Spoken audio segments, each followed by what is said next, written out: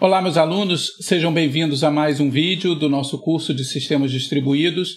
Nesse vídeo eu vou mostrar para vocês como que funciona a arquitetura dos sistemas distribuídos, né? Ou seja, como ele foi projetado, como são projetados esses sistemas distribuídos. É importante a gente entenda como que essas peças que compõem o sistema distribuído, elas podem ser colocadas ou ordenadas de forma a construir um sistema tão complexo quanto um sistema que está espalhado em múltiplas localizações, né? Então vamos lá, vamos entender como é que é feito essa questão do sistema distribuído. Bom, todo sistema distribuído ele apresenta algumas características básicas, tá? Que são pertinentes a todos esses sistemas. Todo sistema distribuído é baseado em componentes, tá? Eles possuem aí componentes e esses componentes são interligados entre si. Cada componente desse tem uma necessidade que é atendida por um outro componente que se conecta a ele para justamente passar para esse componente essas requisições que ele está solicitando.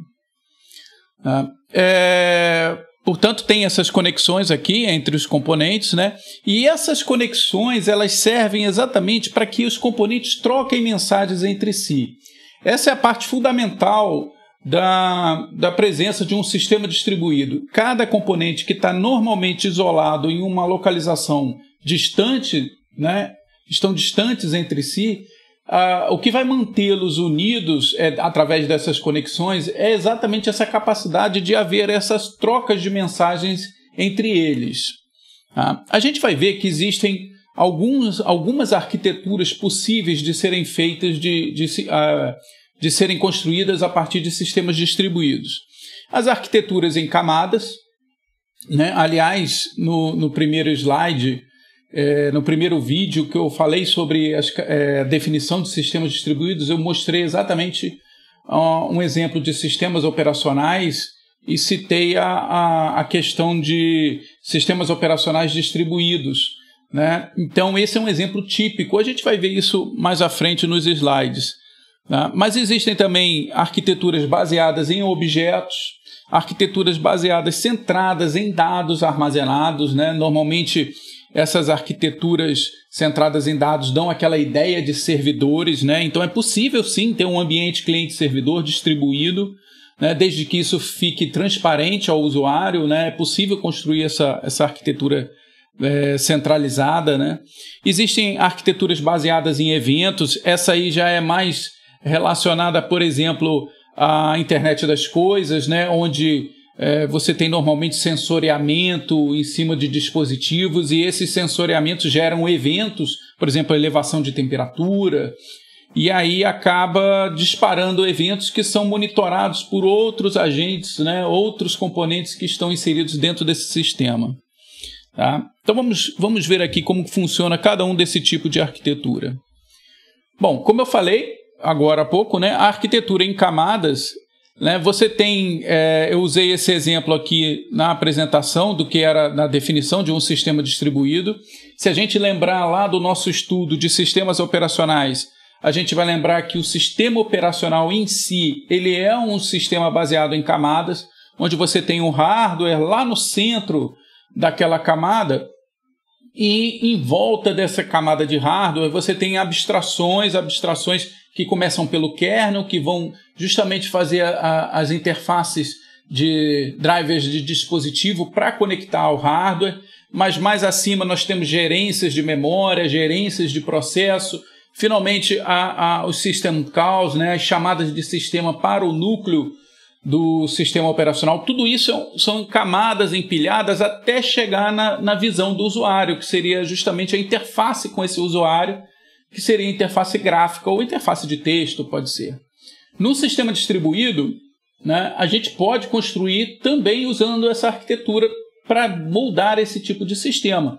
Então você continua tendo as visões como aqui a visão do usuário, né, as interfaces de acesso do usuário, como o shell de comandos, ou as interfaces de acesso das aplicações desse usuário, mas elas só podem interagir com a camada imediatamente abaixo. Tá? Isso acontece também nos sistemas sistemas operacionais que estão localizados numa máquina isolada, mas também acontece em sistemas operacionais distribuídos, tá? A aplicação do usuário só pode interagir num sistema distribuído com o middleware desse sistema distribuído. Ele, então, é que vai comunicar com a camada abaixo. Tá? Isso é uma característica de sistemas distribuídos construídos em camadas. Cada camada acima só pode interagir com a camada que está imediatamente abaixo dele. Sistemas operacionais distribuídos é um exemplo típico de sistemas em camadas. Mas nós temos também arquiteturas baseadas em objetos. Tá? Nesse caso, aí nós temos objetos como sendo componentes. Tá? Nem todo componente obrigatoriamente é um objeto, mas no sistema distribuído baseado em objetos, evidentemente, cada objeto é um componente.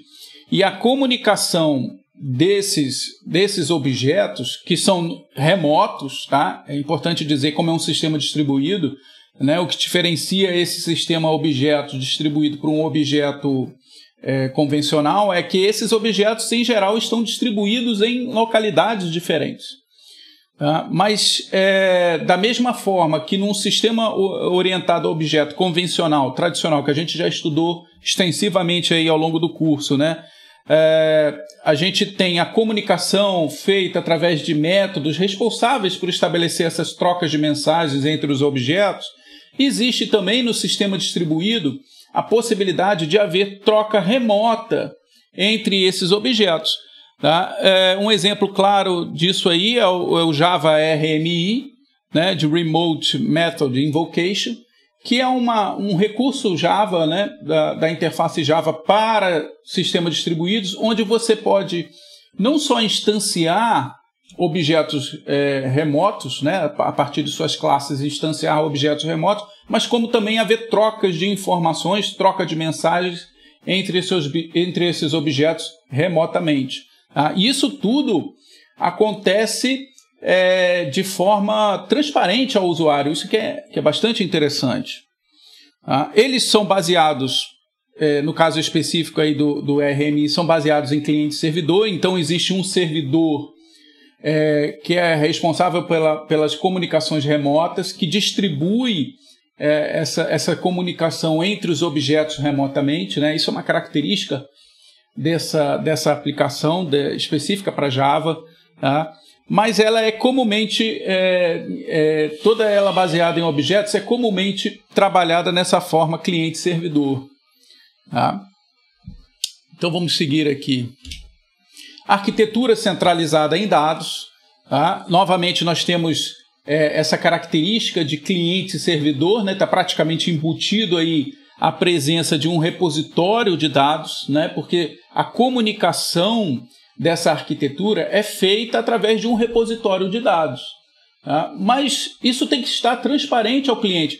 Vou dar um exemplo muito prático, né, que a gente utiliza no nosso cotidiano, né, que seria o uso, por exemplo, desses dispositivos de comunicação, tipo WhatsApp, né, porque a gente envia nossas mensagens de texto, imagens, áudio para um servidor, né? Esse servidor fica encarregado de concentrar essas mensagens e então, quando os clientes estão disponíveis, estão acessando esse servidor, ele então entrega isso aos clientes. O cliente não precisa acessar o servidor para fazer o download das mensagens. Isso é interessante, isso é importante para um sistema distribuído, né?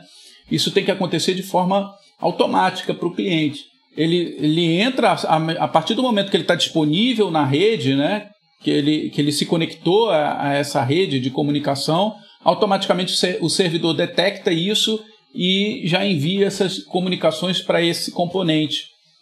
Tá? Então são normalmente utilizados em sistemas fracamente acoplados, porque esses sistemas fracamente acoplados, em geral, podem estar indisponíveis. Né? Você continua mandando uma mensagem de WhatsApp para o colega, mesmo que ele esteja indisponível. Em algum momento futuro, ele vai se conectar e vai receber essa mensagem. Tá? Então, isso é uma característica desse tipo de sistema distribuído baseado em um repositório de dados. Ok?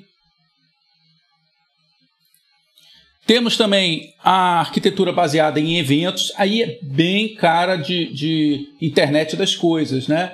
Então, normalmente sistemas de sensoriamento, sistemas de alarme, que estão distribuídos em N pontos, por exemplo, em rede de computadores, é muito comum a gente colocar agentes em redes. Vamos supor que nós temos um suporte em várias redes locais distantes do nosso central de monitoramento de redes, né?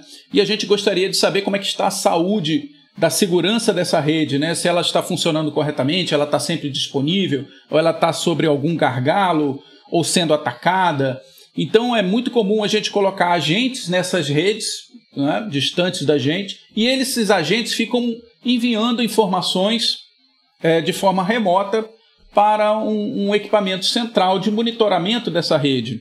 Tá? Então, esses agentes eles estão baseados em eventos. Sempre que acontecer uma determinada anomalia na rede, ou um tráfego intenso, ou ele detectar alguma característica, alguma assinatura de invasão, por exemplo, num sistema IDS, né, de Intrusion Detection System, ele envia mensagens a essa central e essa central acende o alarme dela, fala assim, opa, algo está acontecendo naquela rede, e aí ela pode tomar as devidas precauções para evitar maiores problemas. Então esse é um exemplo típico de arquitetura baseada em eventos. Tá? Existem também as organizações dessas arquiteturas, né? Além desses tipos de arquiteturas que eu mostrei para vocês, elas podem ser organizadas de forma muito semelhante às arquiteturas de rede de computadores. Então é possível, você já deve ter percebido aí, que existem arquiteturas que se baseiam no modelo cliente-servidor, por exemplo, né? Como aquela centrada em dados, como eu comentei. Tá? Então essas a gente vai ver que existem organizações dessa arquitetura baseadas em organizações de sistemas que nós já conhecemos, como as arquiteturas centralizadas, cliente-servidor, as arquiteturas descentralizadas, como ambientes ponto a ponto, quando eu faço uma videochamada, uma videoconferência com vários membros, né? Isso está distribuído geograficamente em vários dispositivos, mas eu simplesmente crio uma sala como se eu estivesse criando no meu computador e as pessoas aparecem no meu computador de forma transparente. Eu não preciso especificar a elas que elas tenham que vir a um endereço tal, né? Eu posso inclusive marcar isso numa agenda, tá? E automaticamente elas vão se conectar a essa agenda. Então tudo acontece de forma muito mais transparente, mesmo nessas conexões de sistemas ponto a ponto. Também é possível fazer isso. Existem as arquiteturas que são híbridas, como o próprio WhatsApp, né, que permite tanto conexões ponto a ponto através de uma videochamada, como eu acabei de citar, mas também permite a troca de mensagens, que seria típica aí de cliente-servidor. O caso também, um outro exemplo muito bom é o Torrent, né, que é um sistema distribuído. A gente não, uma vez que eu baixo, para eu pegar o Torrent em si, né, eu faço o download dele, mas uma vez que ele está na minha máquina e eu adiciono ele à aplicação de download de torrent, ela mesma, esse próprio arquivo contém as informações necessárias para entrar em contato com o servidor e encontrar lá os peers, né, os pares, aonde estão fornecendo aquele arquivo que eu gostaria de fazer o download. Tá? Então o torrent é um outro exemplo muito bom de arquitetura híbrida, né? Que tem essa parte de servidor, porque é no servidor que tá monitorando onde estão os pares disponíveis, mas uma vez que eu encontro esses pares, o download acontece de máquina a máquina. Eu pego parte do arquivo de uma máquina, parte do arquivo de outra, mas isso tudo de forma muito transparente, sem que eu tenha que me preocupar com de onde está vindo exatamente essa informação. Tá?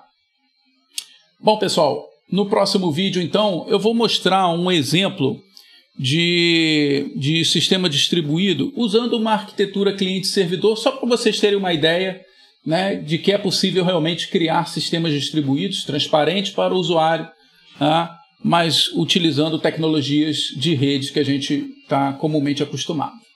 Tá bom? Até o próximo vídeo.